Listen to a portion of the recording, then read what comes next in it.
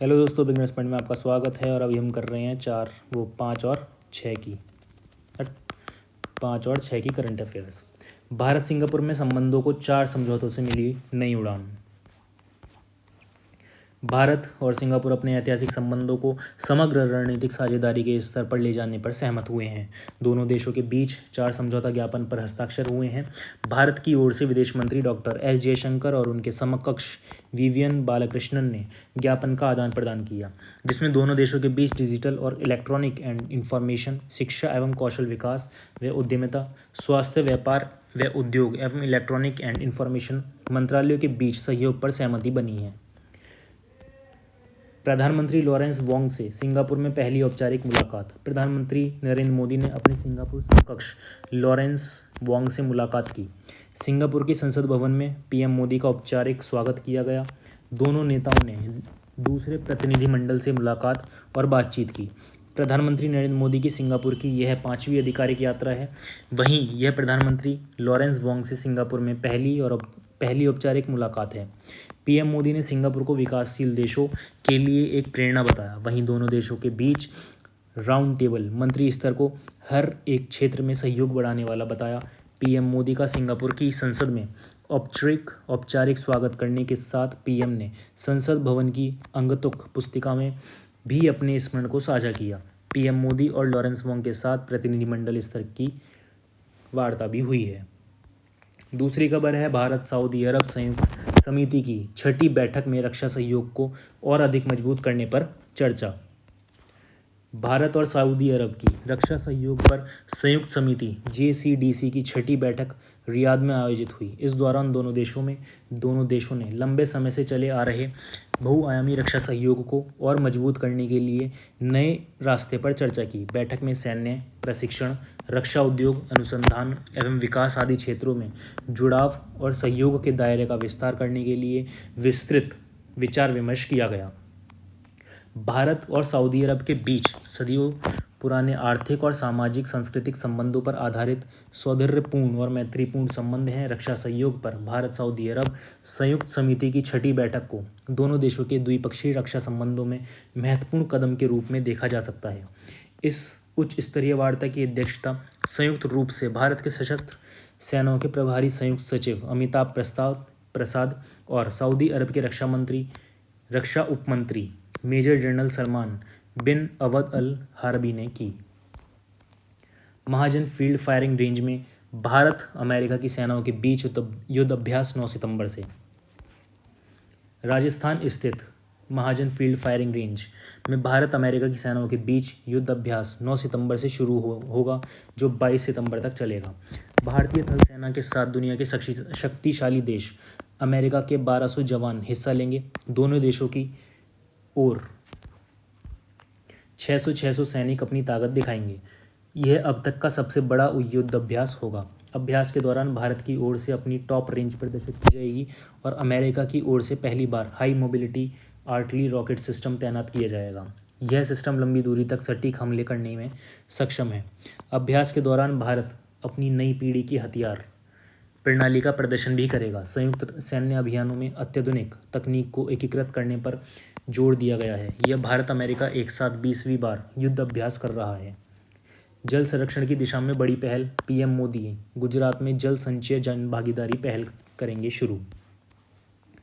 2 देशों के दौरे पर पीएम मोदी 6 सितंबर को गुजरात के सूरत में सामुदायिक भागीदारी के साथ एक सहयोगात्मक प्रयास जल संचय जन भागीदारी पहल शुरुआत करेंगे। इस पहल का उद्देश्य जल शक्ति अभियान कैच द रेन की गति को मजबूत करना है।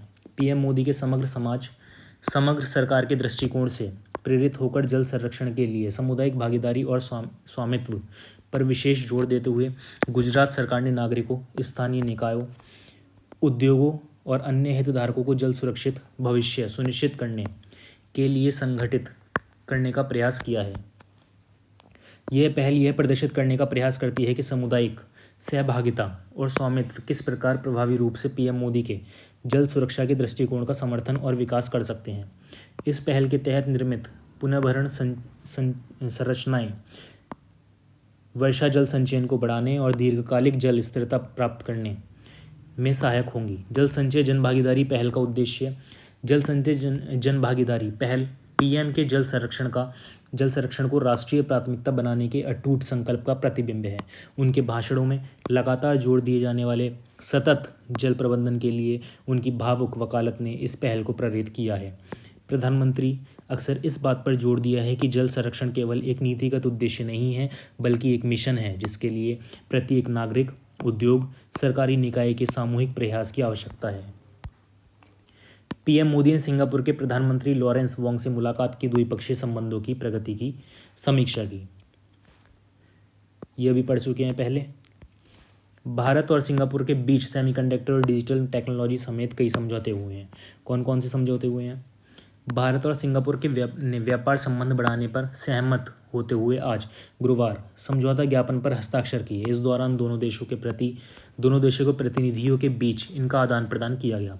सिंगापुर की आधिकारिक यात्रा पर पहुंचे प्रधानमंत्री नरेंद्र मोदी ने इस बारे में एक्स हैंडल पर जानकारी साझा की। प्रधानमंत्री मोदी ने लिखा, मेरे मित्र प्रधानमंत्री लॉरेंस वोंग के साथ चर्चा आज भी जारी रही। हमारी बातचीत कौशल, प्रौद्योगिकी, स्वास्थ्य देखभाल, एआई और अन्य क्षेत्रों में सहयोग बढ़ाने पर केंद्रित रही। हम दोनों व्यापार संबंधों को बढ़ावा देने की आवश्यकता पर सहमत हुए हैं। भारत और सिंगापुर ने सेमीकंडक्टर, डिजिटल टेक्नोलॉजी, स्वास्थ्य सहयोग और स्किल डेवलपमेंट के क्षेत्र में अहम एमओयू पर दस्तखत किए हैं। समझौते के मुताबिक दोनों देश semiconductor cluster development, semiconductor designing, manufacturing पर फोकस करेंगे। केंद्रीय गृह मंत्री की उपस्थिति में त्रिपुरा के 2 अलगाववादी संगठनों से समझौता। केंद्रीय गृह मंत्री अमित शाह की उपस्थिति में आज बुधवार को नई दिल्ली में भारत सरकार, त्रिपुरा सरकार, national liberation front of Tripura और ऑल त्रिपुरा टाइगर फोर्स के प्रतिनिधियों के बीच एक समझौते पर हस्ताक्षर हुआ है। समझौते पर हस्ताक्षर के दौरान त्रिपुरा के मुख्यमंत्री माणिक साहा, गृह मंत्रालय और त्रिपुरा सरकार के वरिष्ठ अधिकारी और दोनों संगठनों के नेता उपस्थित रहे। इस अवसर पर केंद्रीय गृह मंत्री ने कहा कि आज समझौते के साथ ही दोनों देशों के 328 कार्यकर्ता मुख्यधारा में शामिल होंगे। उन्होंने विश्वास दिलाया कि केंद्र सरकार समझौतों का अक्षरशः पालन सुनिश्चित करेगी। सरकार क्षेत्र के विकास और अलगाव के कारणों को जड़ से मिटाने की दिशा में काम करेगी। सरकार ने क्षेत्र के विकास के लिए 2500 करोड़ रुपए का प्रावधान किया है। इससे आदिवासी क्षेत्र का विकास होगा। उन्होंने कहा कि मोदी सरकार ने इस समझौते को अक्षरशः पालन किया है। हमने हृदय की भावना से समझौतों को जमीन पर उतारा है। इसका परिणाम है कि मुख्यधारा में लोग जुड़ रहे हैं, विकास में भागीदार बन रहे हैं। मोदी सरकार संवाद और शांति के माहौल में सक्षम और विकसित पूर्वोत्तर के लिए काम कर रही है। सरकार रोड, रेल और विमान के अलावा दिलों की दूरियां भी कम करने के लिए काम कर रही है। ईपीएस पेंशन भोगियों को 1 जनवरी 2025 से भारत में कहीं भी, किसी भी बैंक और किसी भी शाखा से मिलेगी पेंशन। डॉक्टर मनसुख मांडविया ने ये बात कही है। केंद्रीय श्रम और रोजगार मंत्री और ईपीएफ के केंद्रीय न्यासी बोर्ड के अध्यक्ष डॉक्टर मनसुख मांडविया ने कर्मचारी पेंशन योजना 1995 के लिए केंद्रीकृत पेंशन भुगतान प्रणाली सीपीपीएस के प्रस्ताव को मंजूरी दे दी है। इससे पूरे भारत में किसी भी बैंक, किसी भी शाखा के जरिए पेंशन पाना संभव हो जाएगा। इस ऐतिहासिक निर्णय के बारे में बताते हुए केंद्रीय मंत्री डॉक्टर मनसुख मांडविया ने कहा, केंद्रीकृत पेंशन भुगतान प्रणाली की मंजूरी ईपीएफओ के आधुनिकीकरण में एक महत्वपूर्ण मील का पत्थर है। पेंशन भोगियों को देश में कहीं भी, किसी भी बैंक, किसी भी शाखा से अपनी पेंशन प्राप्त करने में सक्षम बनाने वाली यह पहल पेंशन भोगियों के सामने आने वाली लंबे समय से चली आ रही चुनौतियों का समाधान करेगी और एक निर्बाध तथा कुशल संवितरण तंत्र सुनिश्चित करेगी। श्रम और रोजगार मंत्रालय ने आज एक बयान में बताया कि केंद्रीय मंत्री डॉक्टर मनसुख मांडविया ने ईपीएस 1995 के तहत पेंशन के लिए केंद्रीकृत पेंशन भुगतान प्रणाली को मंजूरी दी है। इस निर्णय की जानकारी देते हुए मनसुख मांडविया ने कहा कि ईपीएस पेंशन भोगियों को 1 जनवरी 2025 से भारत में कहीं भी, किसी भी बैंक और किसी भी शाखा से पेंशन मिलेगी। यह ईपीएफओ को अपने सदस्यों और पेंशन भोगियों की ज़रूरतों को बेहतर ढंग से पूरा करने के लिए प्रतिबद्ध एक अधिक मजबूत, उत्तरदायी और तकनीक सक्षम संगठन में बदलने के हमारे चले आ रहे प्रयासों में एक महत्वपूर्ण कदम है। महिला एवं बाल विकास मंत्रालय को पोषण ट्रैकर पहल के लिए मिला राष्ट्रीय पुरस्कार। महिला एवं बाल विकास मंत्रालय को पोषण ट्रैकर पहल के लिए ई गवर्नेंस 2024 का राष्ट्रीय पुरस्कार मिला है। यह पुरस्कार सरकारी प्रक्रिया और डिजिटल परिवर्तन के लिए पोषण ट्रैकर पहल को दिया गया है। पोषण ट्रैकर बच्चों के पोषण विकास की वास्तविक समय की निगरानी और मूल्यांकन के साथ बच्चों के लिए एक स्वस्थ भविष्य सुनिश्चित करता है। महिला एवं बाल विकास मंत्रालय ने आज बुधवार को बताया कि 0 से 6 वर्ष की आयु के बच्चों के स्वास्थ्य और कल्याण को सुनिश्चित करने की दिशा में एक महत्वपूर्ण कदम उठाते हुए मिशन पोषण 2.0 ने अपनी मासिक विकास निगरानी पहल पोषण ट्रैकर के माध्यम से लाखों जीवन के विकास पर नज़र रखने के में उल्लेखित प्रगति की है। पोषण ट्रैकर कार्यक्रम ने विकास के मुद्दे की सफलतापूर्वक पहचान की है और उन्हें संबोधित किया है, जिससे लक्षित बेहतर पोषण परिणामों को मार्ग प्रशस्त हुआ है। ग्रीन हाइड्रोजन इंडिया 2024 दूसरे अंतर्राष्ट्रीय सम्मेलन में केंद्रीय मंत्री ने कहा, ग्रीन हाइड्रोजन को बढ़ावा देने के लिए स्टार्टअप की जरूरत। देश में पर्यावरण संरक्षण और लोगों की ईंधन में लगने वाली लागत को कम करने के लिए हाइड्रोजन को बढ़ावा दिया जा रहा है।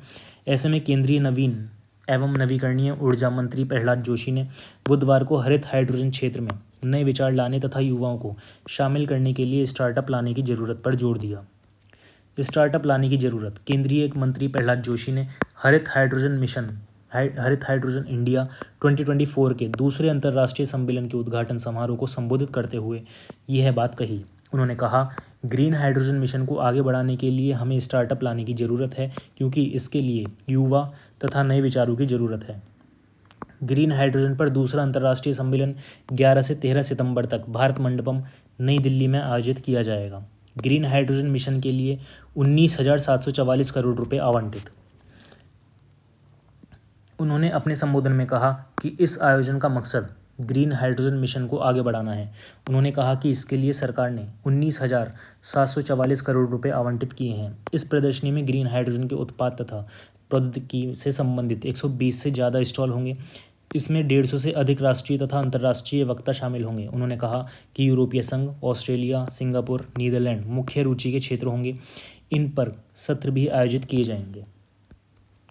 केंद्र सरकार ने निर्यातकों के लिए ब्याज समानीकरण योजना 30 सितंबर तक बढ़ाई। केंद्र सरकार ने सूक्ष्म, लघु एवं मध्यम के निर्यात को बढ़ावा देने के लिए ब्याज समानीकरण योजना को और 1 महीने के लिए 30 सितंबर 2024 तक बढ़ा दिया है। इस योजना का मकसद निर्यात को प्रोत्साहन देना। विदेश व्यापार महानिदेशालय की ओर से जारी एक व्यापार अधिसूचना में बताया कि व्यापार और उद्योग तथा उद्योग को सूचित किया जाता है कि निर्यातकों के लिए निर्यात से पहले और बाद में रुपये में लिए जाने वाले कर्ज पर ब्याज समानीकरण योजना की अवधि 30 सितंबर 2024 तक बढ़ा दी गई है। अधिसूचना के मुताबिक निर्यातकों को ब्याज लाभ प्रदान करने वाली यह योजना 31 अगस्त 2024 को समाप्त हो गई थी। जून में इस योजना को 2 महीने के लिए बढ़ाया गया था। बता दें कि यह योजना केवल MSME विनिर्माण निर्यातकों के लिए है। पीएम मोदी और ब्रुनई के सुल्तान के बीच बैठक। भारतीय उच्चायोग के नए कार्यालय का भी किया उद्घाटन। ब्रुनई दौरे पर पहुंचे पीएम मोदी आज ब्रुनई के सुल्तान हाजी हसनल बोल्किया से बातचीत करेंगे। इस दौरान द्विपक्षीय संबंधों के सभी पहलुओं पर चर्चा होने की संभावना है और सहयोग के नए क्षेत्रों की भी तलाश की जाएगी। बातचीत के बाद कई सहमति पत्रों का आदान प्रदान होने की उम्मीद है। इस बैठक में रक्षा और ऊर्जा संबंधों पर चर्चा होने की उम्मीद है। दुनिया का सबसे बड़ा महल इस्ताना नूरुल इमान पैलेस में होगी बैठक। ब्रुनई में अमर अली सैफुद्दीन मस्जिद का भी किया दौरा।